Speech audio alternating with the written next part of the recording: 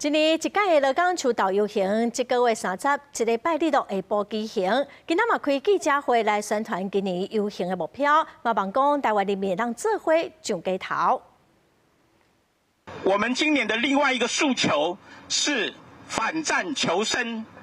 我们不希望台湾在赖清德的领导下，最后走向战争。我们反对向美国无条件的采购一些没有必要的装备，让台湾大量的军费闲置在这个领域，排挤了我们社会福利跟教育的各种的预算的支出。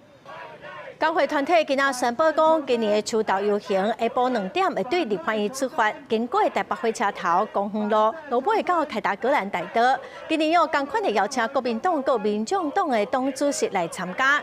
游行结束卖办论坛，希望讲互台湾社会来了解目前咱台湾面对的种种的困境。